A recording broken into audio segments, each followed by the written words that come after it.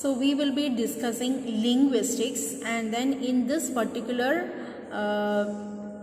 presentation we will see the scope of linguistics and which all are the different branches that are related to linguistics.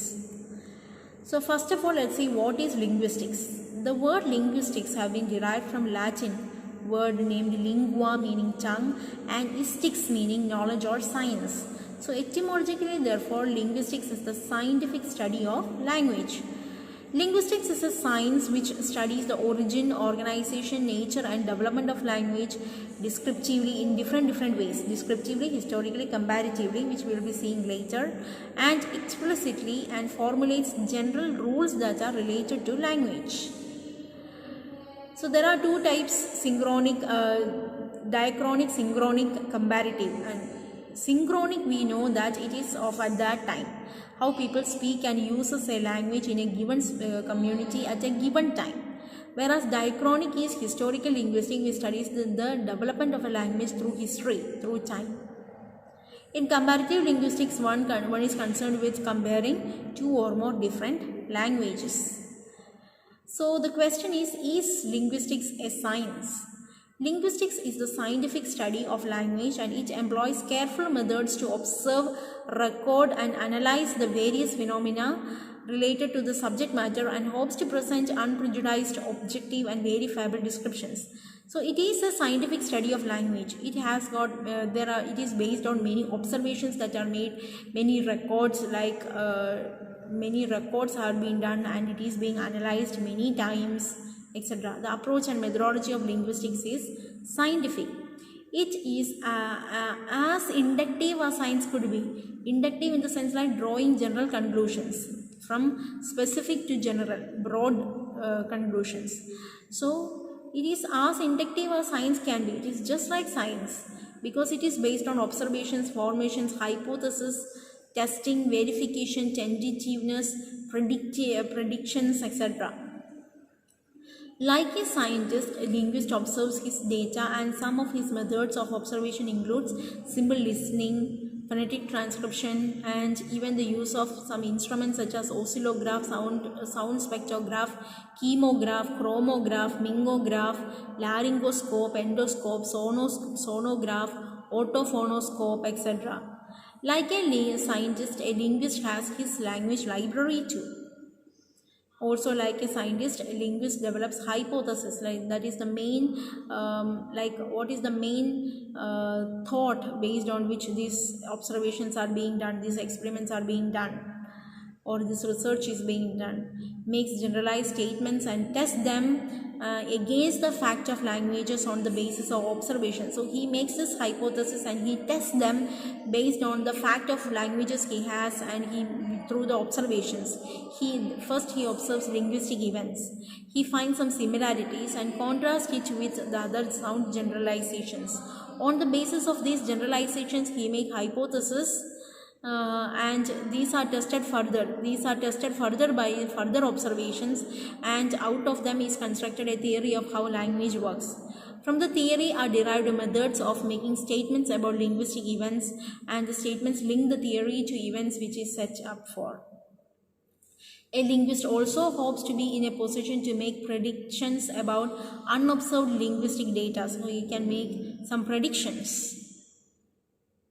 Like any scientific discipline, linguistics too is not static. It is not static, it is dynamic.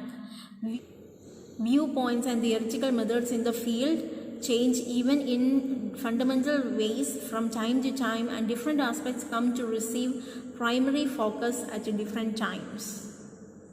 According to R.H. Robbins, linguistics in its operations and statements is guided by three canons of science. First is exhaustiveness, second is consistency, and third is economy.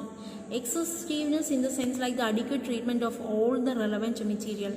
Consistency is the absence of contradiction between different parts of total statement. And economy, whereby other things being equal, like how it is, the analysis has been done. Linguistics is thus a scientific study of language. It may be inductive or deductive.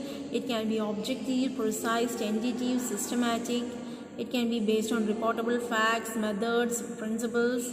can work by means of observations, hypotheses, experiments, tests, postulates and inferences. It makes generalization and predictions. It formulates theories. Its products are descriptive, verbal, algebraic statements about language. So next let us see the scope of linguistics. In a broad way, language is the expression of human thought, and all the thought is expressed through language. Linguistics being a science, it got to be a systematic discipline. A linguist has to study and describe language, which is an enormously complex phenomenon. His subject matter, broadly speaking, is the data of language or the facts of language as it is spoken and written. Here you can see how the scope of linguistics is being described with this image, how it is described in each section. The crux part is phonetics, then next is phonology and grammar, then is semantics, then is other scopes, psycholinguistics, social linguistics and all, which we will study. So in the center we have phonetics, the study of human speech sounds. A phonetician is always concerned about actual physical sounds, and he will draw raw materials out of the language that is made, out of which language is made, from these raw materials of sounds. Studies the position of the tongue, teeth and vocal cords during the production of sounds, and records and analyzes sound waves. Phonology is basically sound patterning. Grammar and semantics meaning meaning, are all the bread and butter of linguistics. They are the core of linguistics. So there are many linguistic levels. According to Robert Hall, the three levels are phonology, morphology and syntax. Okay, and according to Hockett, he brought up with some other subsystems: grammatical system, which is a stock of phonemes; morphological system, which is a stock of grammatical system, which is a stock of morphemes; phonological system, which is a stock of phonemes; and morphophonemics, which is a mixture of grammatical and phonological system. Then we have the semantic systems, which is associated with the morphemes and the arrangement of it, and the arrangement of it in a very systematic way, meaningful way. Then we have the phonemic system, in which the sequences of phonemes are converted into sound waves. And he calls the first three, that is grammatical, phonological and morphophonemic, as the central subsystem, and he considers the semantic system and the phonemic system as the peripheral subsystems. So phonology is the study of speech sounds of a given language and their function. Grammatical level comprises of syntax and morphology. What do you mean by syntax and morphology? Syntax is that branch of grammar which is concerned with the study of the arrangement of words which gives a particular meaning to it. This is the grammar of the sentence, how words are arranged into sentence. Morphology is that part of syntax or grammar which is concerned with the study and analysis of the structure, the form and class of the words. Morphology is the grammar of the word. So syntax is the grammar of the sentence, and morphology is the grammar of the word. Semantics is the study of the meaning and its manifestation in language. The structure of language can be considered as two substructures, which is sound and meaning, known as expression and content. Expression is a system of sounds, words, phrases and sentences that are spoken, etc. And content is the classified unit, the units of the cultural meaning of these combinations. Words are made up of parts of sentence, words such as suffixes, prefixes, stems, etc. The smallest part of expression associated with some meaning are morphemes. Morphemes are made up of phonemes. We know that morphemes is the grammatical form of morphology is the grammar of the word. So morphemes are made of phonemes. The smaller segment of sound is phoneme, which we know like k, p, b, etc. There are different fields of studies that are connected with linguistics, like linguistics and anthropology, linguistics and philosophy, linguistics and psychology, linguistics and geography, linguistics and literature, linguistics and natural sciences, linguistics and logic and management, linguistics and communications, engineering, etc. Some of these are explained by David Crystal as anthropological linguistics is described as the cultural patterns and beliefs of a human race. Applied linguistics as the elucidation of language problems. Biological linguistics as the biological conditions for language development. Clinical linguistics as analysis of any disorders in the spoken, written or signed language. Computational linguistics, the techniques and concepts of computer science. Educational linguistics, methods to study of the teaching and learning of language. Ethnolinguistics, the relations to ethnic types. Geographical linguistics, the study of geographical factors, relation to the geographical factors in the environment. Mathematical linguistics, the study of mathematical properties of language. Neurolinguistics, the study of the neurological basis of language development and its usage in human beings. Philosophical, the role of language in the elucidation of philosophical concepts. Psycholinguistic, which studies the relationship of linguistic behaviors and the psychological process. Sociolinguistics, the study of the interaction between language and the structure and functioning of society. Statistical linguistics, with the study of statistical or quantitative properties of the language. Theolinguistics, the study of languages by biblical scholars, theologians, etc. And finally, we have descriptive, historical and comparative linguistics.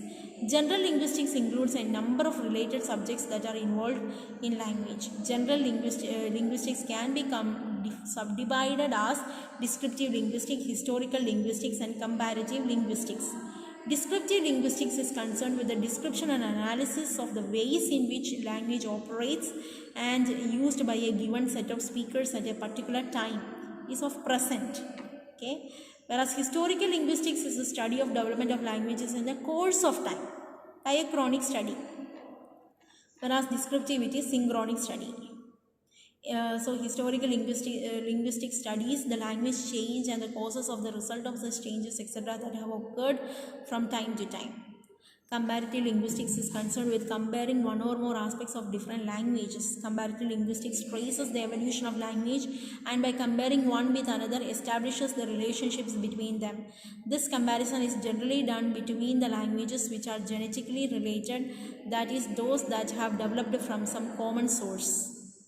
Okay, so basically the descriptive, historical and comparative linguistics is very important. The scope of linguistics, what we have studied and which all are the fields which are connected with linguistics is important. The scope of linguistics is of most important. The other things you can study, and you have to study the definitions of linguistics as well.